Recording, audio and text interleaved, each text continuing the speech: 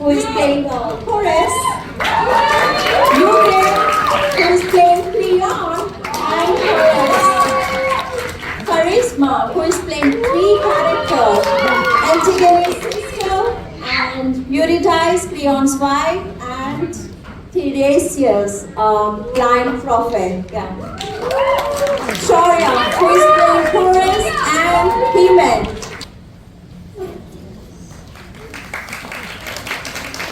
She was out again last night, after curfew, picking to the forbidden zones, digging to the bodies. I knew her in the old days, before the war. I worked in the palace where her father was a king, King Oedipus. I see some of you are stirred by that name. He came out of nowhere, right after the old kings were murdered, married our queen, the dead king's wife. No one complained. He put the city back on tracks. Jobs for everyone, plenty of food. Crime went down and the birth rate went up. She was born smack in the middle of those good times. The royal family's royal baby. It was a beautiful family.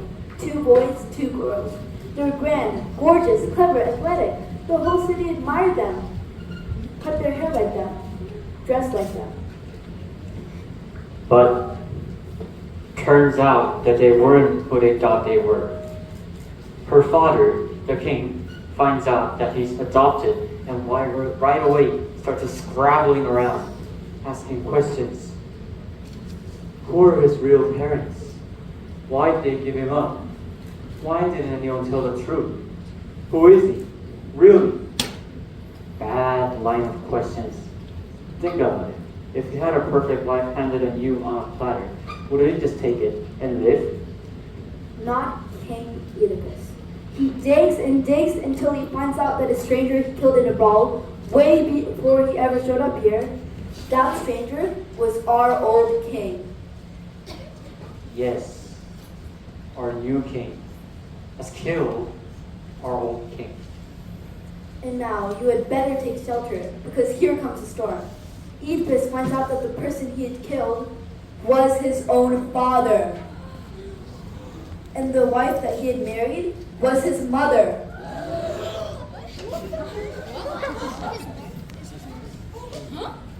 So his sons were his brothers, and his daughters were his sisters. This is how I see it. A man can live his whole life and never know who he really is. But what's inside wants to come out. I've served 3 kings I know. You put a man under pressure, and he will show you his true colors. Poor children. Their mother killed herself when the truth came out, and their father went crazy, gouged his eyes out, and became homeless. Then he took her, Antigone, his daughter, his sister, to beg for him in the streets of distant cities until he had died. We're living in hard times. We find out things we don't really want to know. But it's all how you handle yourself. That's what it means to be a leader. Then the 2 brothers started this war to see which one gets to rule the cities.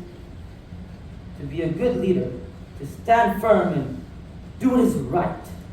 The city had been starving and burning for so long, we no longer care who wins. We just want to sleep at night. To think of my city, what she needs, and how to give it to her.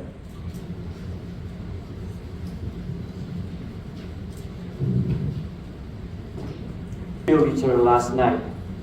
Now we have new king, their uncle, Creon. I'm next in line. I did not seek it out. I did not ask for it. No one in their right mind would choose to become a king in a time such as this. But this is my time. I'll show you who I am. Out of that beautiful family, there's no one left, except the sisters, Antigone and Ismene. And what is going to happen to the sisters?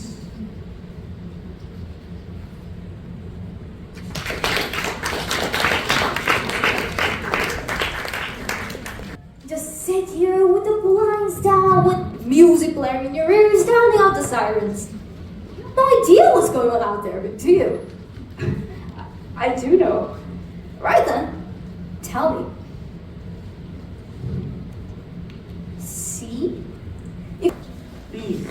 whatever. Look at them. They're in the city. They're flinging back the gates. See? You hear that? The city is breathing again. You hear that? 안 하는 사람 시키려고. Friend, the war is over. Come out of your shelter and hiding places. Resistance has crumbled, and the streets are yours to walk in. I speak to you today for the first time as your king. You all know me.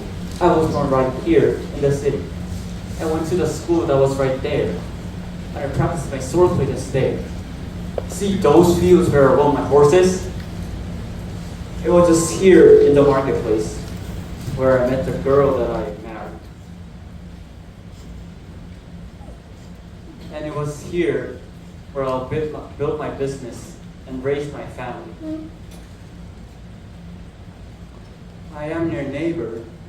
I am your customer. And I'm your friend. My city, our city, is now my whole life. To see her safe again. To see her shining glorious once more as she did when we were young and strong and fearless. I do not need to tell how much time has changed. Our children have watched our city burn. They have watched too much, too soon. Where we grew up safe, they have grown up in fear. Where we grew up insecure, they have grown up watching their friends, brothers, and sisters die. My wife and I have lost our son to this war. My brave boy, Megarius. But we can't give in to sorrow. Our sons, brothers, and sisters died for us. We owe it to them to grab our life with both hands and live. The war is over. It's time to rebuild. What they ground down, we will back up. Together, we'll build a happy city for our childhoods, for our children and children's children. But security has a price. Strict obedience to the law. People without a law is nothing. Barbarians, animals, there will be no exceptions. Brother or sister, son or father, blood or no blood, a traitor is a traitor. And so, regarding my own nephews, the law proclaims the following. Antiochus, the one who tried to save its city, we will give him a hero's funeral. We'll send him to the hall of the gods with his ancestors, with our praise and approbation.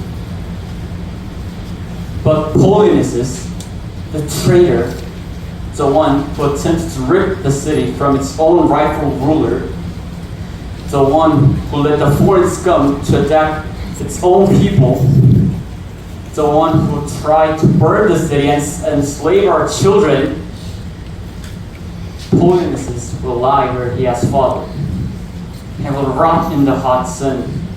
The dogs will tear at his body and the birds will pick at his bones. But no one touched the body. The penalty is dead. And now we celebrate peace.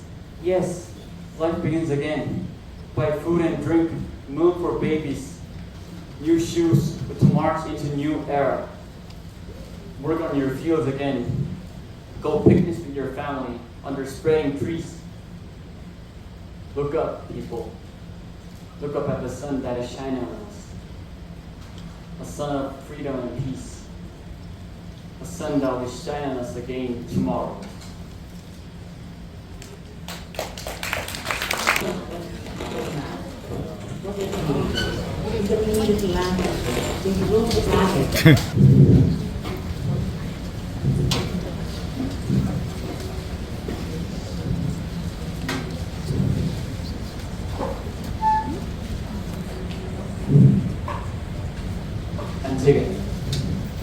Look at me.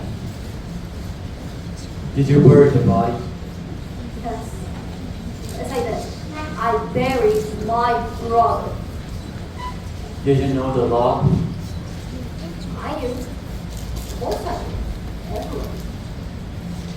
And you deliberately choose to break the law.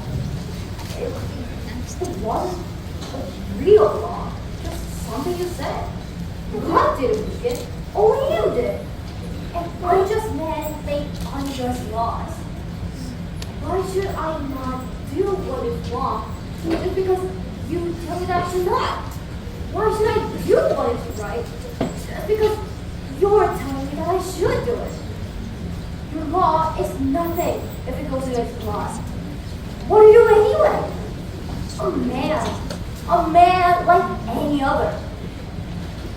There are other laws, you know, the laws that don't change from week to week or king to king. The laws that no man has made and none should break. They have no beginning and no end. These are the laws that I follow and no man can make me break them. Do you understand the penalty? I know I'll die. Of course I'll die. So what if you make me die a little sooner? You think that's a threat? Everyone I love is dead and I burn all the time. Why should I be scared to die? You will see your city just to satisfy your pride. But now my whole life is not my city. Every step I take is for her. The people understand this. They accept the law. Do you think it's easy to bring order to a city? Easy to make streets safe for our children? Do you think you can just get away with it just because who your parents were? No, we're all equal before the law. Even if you were my only son, my human, I would say the same. The law is just, it has purpose. The penalty stands. Is there anything more that you want besides killing me? Nothing. So what are you waiting for then? Hoping I'll melt and beg for forgiveness? I won't. You don't even know how. You don't speak the same language, Uncle.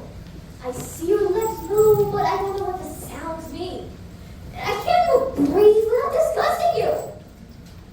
You wince every time you make eye contact. You hate me because you know that your precious only son loves me. But how does he love me? I don't know. I'm a freak, a monster, a product of my father's sins. And for his sins, I've moved with him as a vagabond from city to city. But you know what? I know what is right. Burying my brother was good and right. And the whole city knows this. You do not know what is right thing for my city. The city needs the law to become whole again. No, the city's on my side. You should be ashamed to drag people into your own sin. How is it gonna be a shame for loving my own brother? What about Antiochus? Wasn't he your brother too? They were my brothers, and now they're dead. It doesn't matter how they died. But one betrayed the other. That one tried to kill the other. Or has this escaped you? Do you not know this?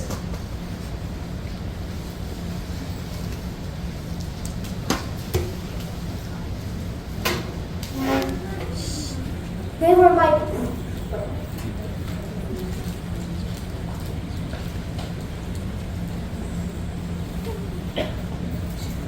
Good or bad or not same, Antigone.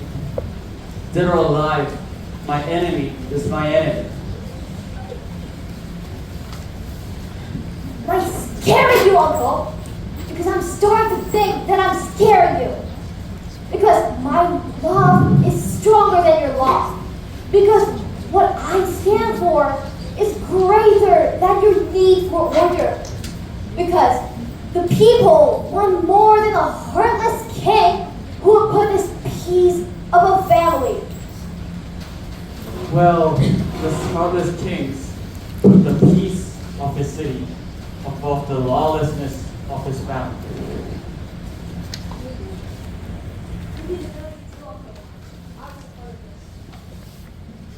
Listen, we took you when you had nowhere to go. My wife loves you like a daughter. Think, Ismi, did you help bury the body? Yes, I did it. Ask my sister if I did.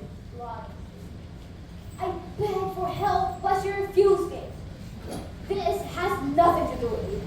Let me share your punishment too, beloved sister. No, Polonices knows who loves him and who just talks. You can't face death alone. I'm not alone. Listen, the whole family's cheering from the dead land. Little sister, my only one, I can't bear to lose you. You'll bear it. How? How? Close your eyes, right? Think about the sun blazing heat on between your shoulders, pouring heat like butter melting down your back. Then the birds singing after 3 days of rain. Then walking out barefoot at midnight to see the moon cradled in the arms of the you.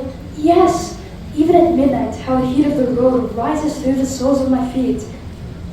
See, you choose life. You always choose life. But I choose death. My bags are packed and I'm on the road. Turn back, my only sister. Stay with me. No, Polonices is meeting me soon. He'll take my hand and we'll walk into the earth until we come across a river that blazes with fire but does not burn.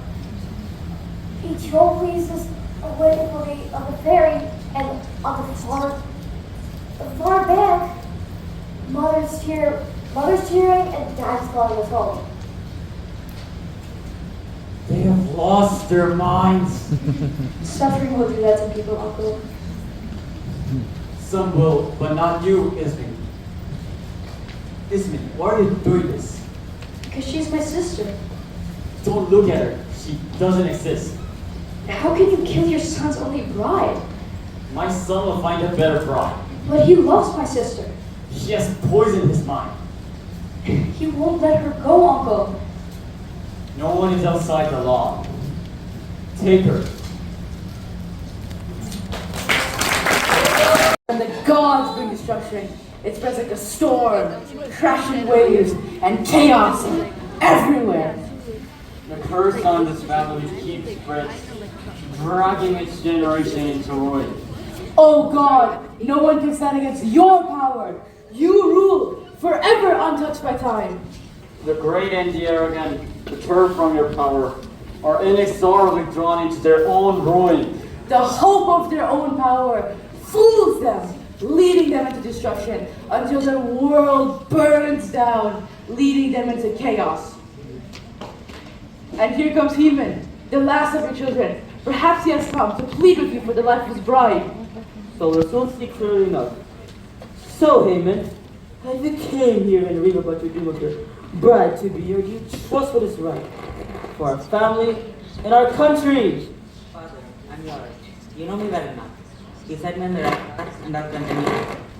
I'm not going to prioritize my marriage or the wise guidance that comes from it. You are a good son.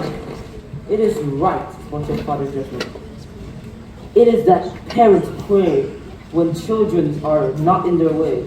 But when children are on their parents' way, they will withstand the onslaught of their enemies. Hopeless children give so much trouble and opportunities for the enemies above them. About this woman, you must dismiss her from your head. How wretched she would have made you.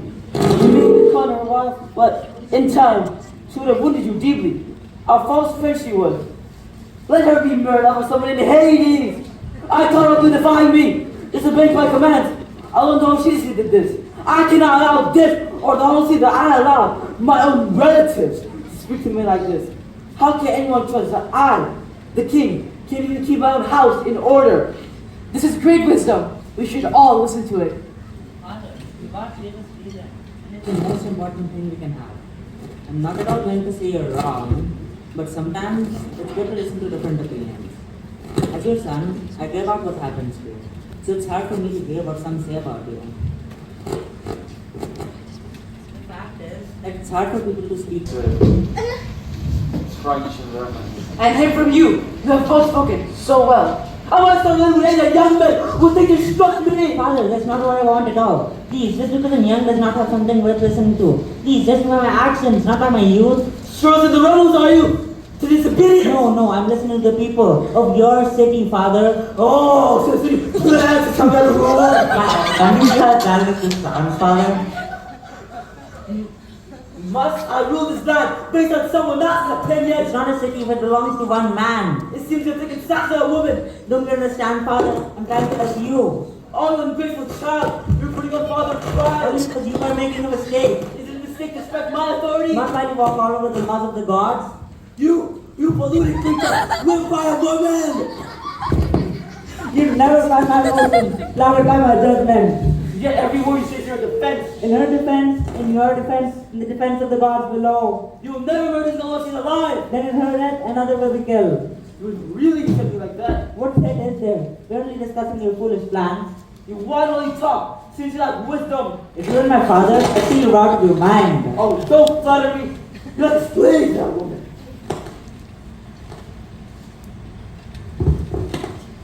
So you want to do all of the talking and none of the listening. Oh, it's clear that you're happy.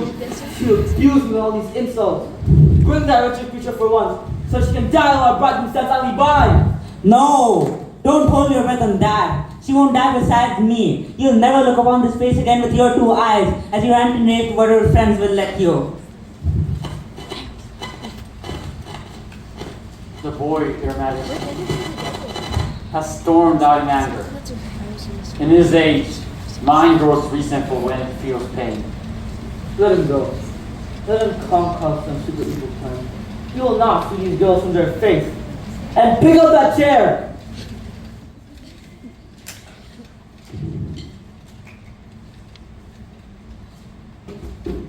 Do you plan to kill them both?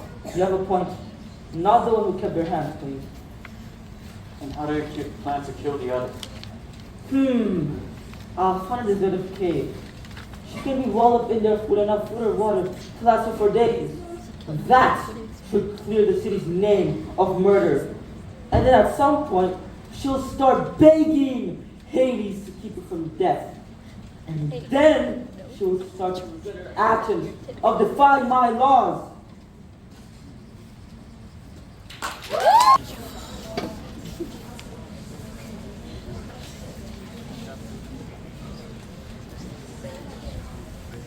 Citizens of Thebes, watch me as I take my last steps, my final glimpse of sunlight. I walk towards the land of the dead, a prisoner and alone. I will never marry. I will only be my grave. You go with great glory, Antigone. You chose to uphold the decrees of the gods. You chose the honor of your brother. But it has led to this end. Stop mocking me! Is there any use of honor when all life is being stolen from me? People of Thebes remember me. I go to my tomb unloved, unwed, neither alive or truly dead. You defied the laws for justice, Antigone. But now you paid a price. The curse of her family has followed you. Yes, my family's curse, my brother's death, and my father's sins. That's all led to this end. I die alone, unwept, and unloved. So she weeps and wails as she sees her final oblivion. Take her away quickly and seal her on the tomb. She can choose to die now or live alone in darkness. Either way, her fate is no longer our concern. We have done our part. Her place among the living is now gone.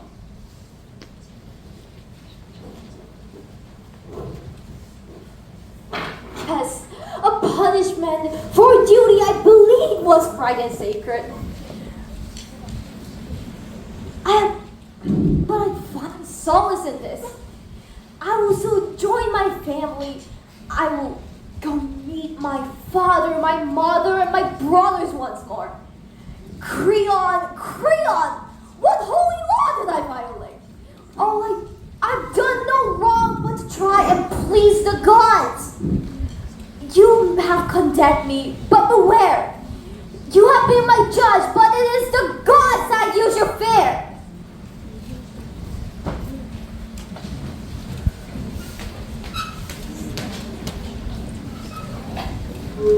Her devotion was noble, but her defiance enraged the one in power.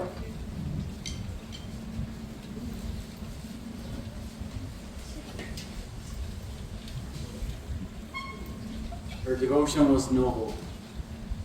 She defied Creon's law to honor her brother. But now it's Creon, the one who defied the gods. The tragedy of this family has not yet reached its peak. The people are restless at this murder. Creon's punishment is about to begin. I by the gods, and you by me. What is that, Atreusius? What news did you bring? I will explain. Now obey the prophet. I would not swear from your advice at the time of the present. I will always listen to your wisdom, even in the past. And in so doing, you brought greatness to the city. Yes, I will witness to you your benefits. Be wary. You are treading on fate's razor edge. What is this you're saying? You're making my voice tremble. You will come to understand, as you've seen what I've seen. I was sitting in my old spot by the altar, looking at the entrails, waiting for the guidance of the gods. The birds gathered around me.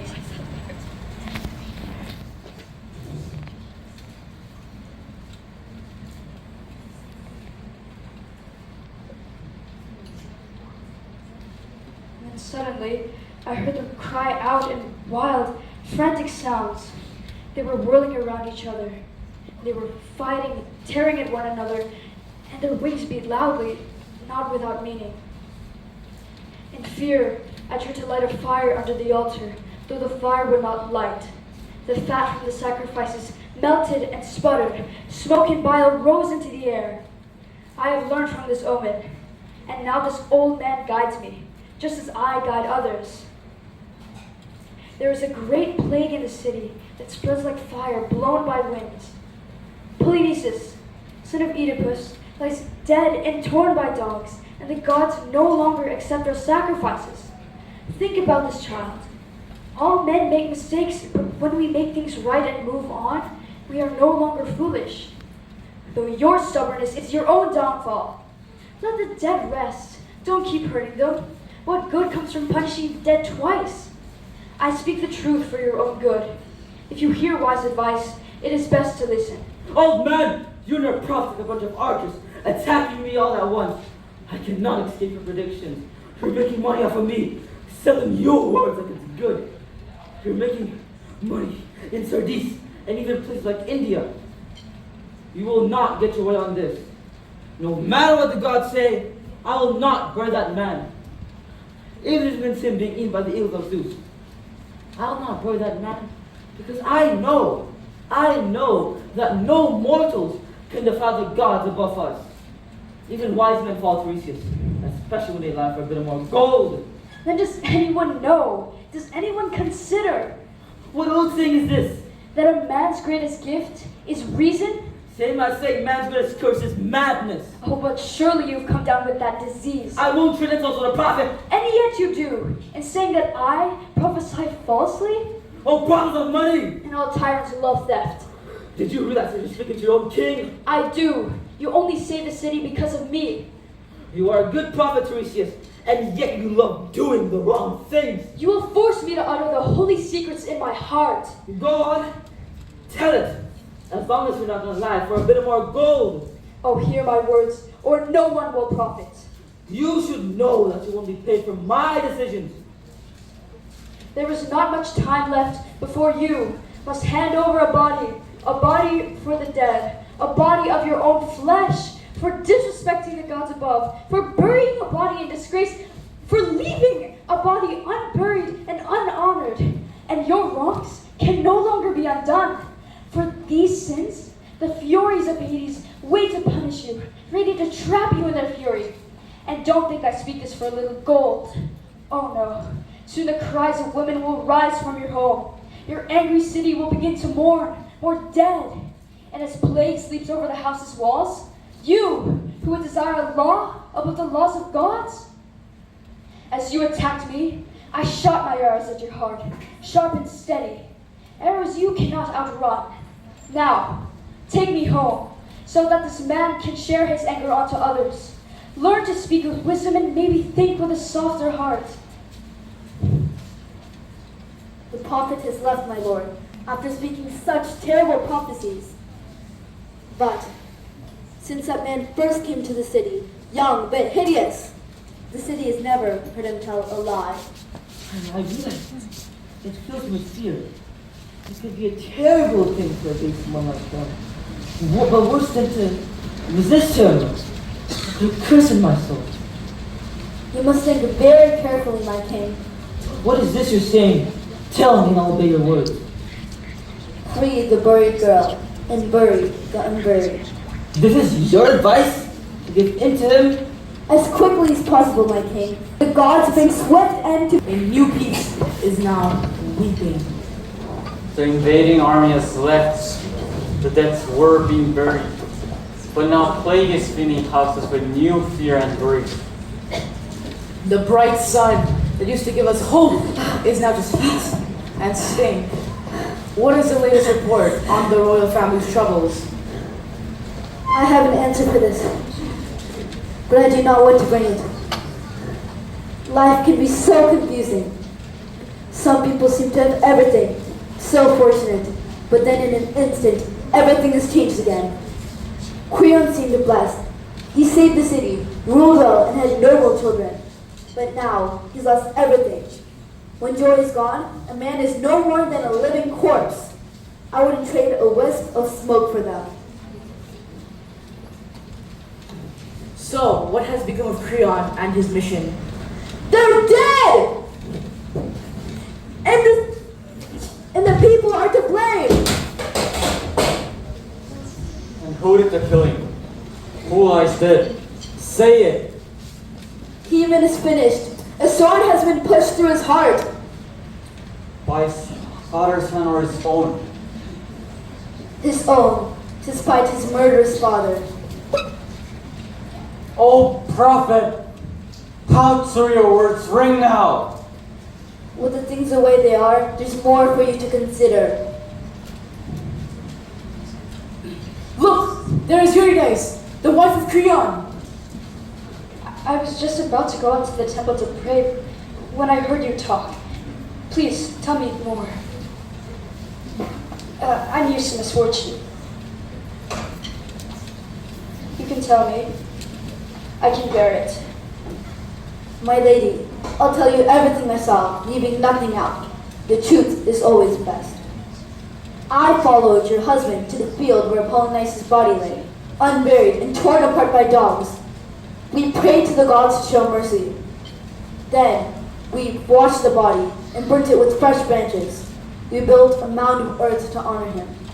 And then,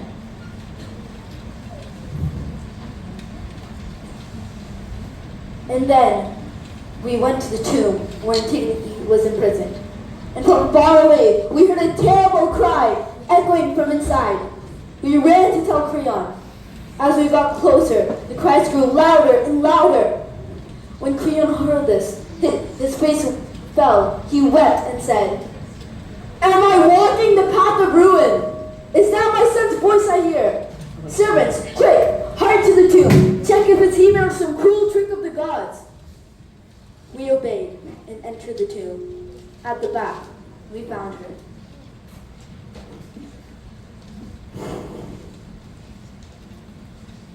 Antigone, hanging by the neck from a noose of fine thread. Heman was also there, weeping for his bride, his father's deeds, and his cursed fate. When Creon saw him, he rushed forward. He wept and said, "My son, what have you done? Please come out." But Heman just glared at him, spat in his face, and said nothing. Then, in anger, he drew his sword and tried to strike his father, but missed. Then, in despair, he turned the blade on himself, driving it deep into his side.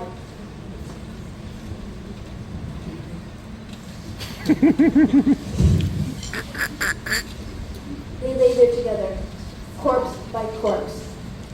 Heman's blood staining Antigone's lifeless cheek. They lay there together. In death, Heman found the merit denied to him in life, and left us all a great warning. The greatest sin is foolishness.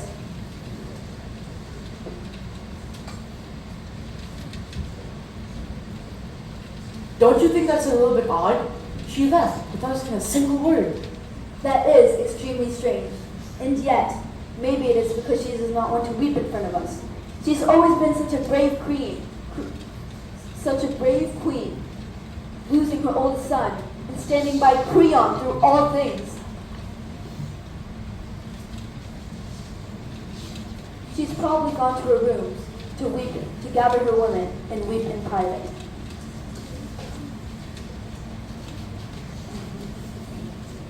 I don't know, but it seems to me that the silence is way too silent.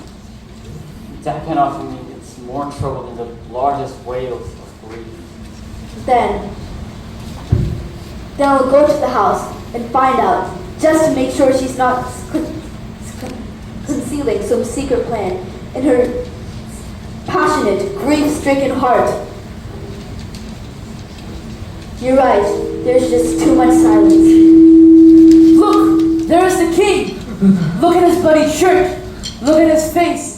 It shows that this mistake was no one but his own. Oh, the cruel and deadly mistakes that my foolish and childless mind has made. All of you watched. Witnesses watched. Families turning on families. And being killed. Oh, my clothes. I've got nothing but misery. My son, so young, gone too soon. You didn't die because of your mistakes. It was mine that you took from me. How late you come to see justice? Oh, I learned to be sorry. A God has played with my mind, pinning me down with crushing weight. Oh, the horrible pain of mortal men.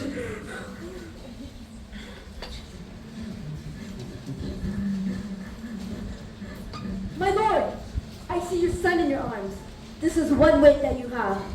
But I am afraid there is another at home. What? Is there something worse than this? Your wife is dead. She has just died now from freshly opened wounds. Oh God, what are you doing to me? Why are you crushing me down so completely? Why me? You messenger of sorrow. What more can you tell me to torment me? Oh, another cruel blow. Must her death pile upon over Haman's. You must know this. It's not hidden anymore. She was at the temple with a sharp-edged knife, hacking at wood and stone, crying for her son Megarus, who had died earlier, and for this boy here. With her last breath, I heard her speak. With her last breath, she called curses upon you as a child killer! Me! Why hasn't anyone struck me down with their double-bladed sword? I'm a misery! I've been bathed in wretched anguish!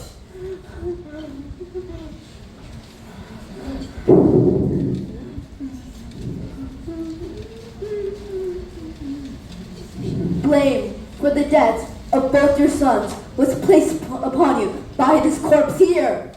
But how did she choose to end her own life? By her own hand. She struck herself in the liver when she heard the sordid fate of her son. Ah, me! Oh, no. Oh, I killed you, my little miserable one. I killed you. Oh, I'm telling the truth. Oh, servants, please take this man Creon away. I might as well be nothing now.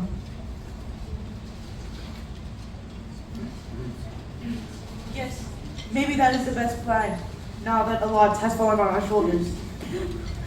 Please, take this broken man Creon away.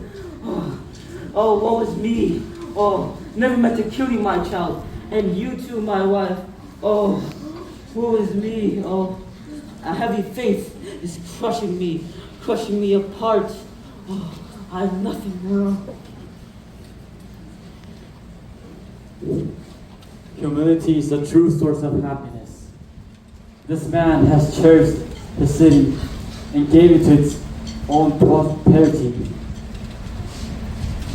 But his overwhelming pride has overshadowed his devotion. His own virtue has twisted his sense of what is just, and in matter of God's, one must tread carefully. A boastful man's lofty words are repaid with mighty consequences. In the end, in his old age, perhaps he'll teach a great lesson from a great suffering.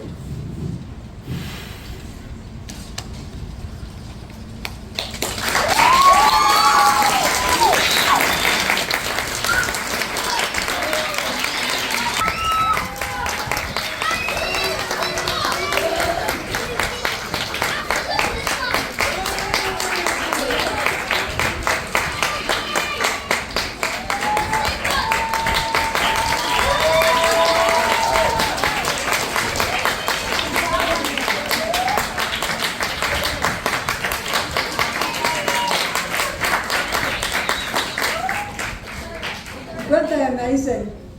I thought about Antigone as a play a long time ago, but I thought this is too difficult for grade 6, for middle school.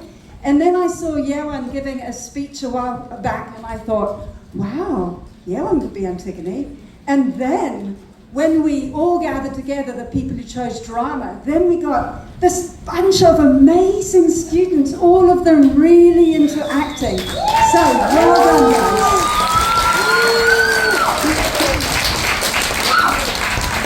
So, thanks, guys. So appreciated working with you. You're just amazing to me. Thank you.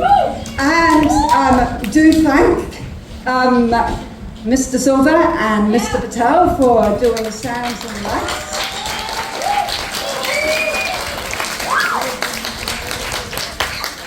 And I thank parents for allowing us to have the students in after school and after school, so thank you very much. And thanks for my partner director, this bunch of girls.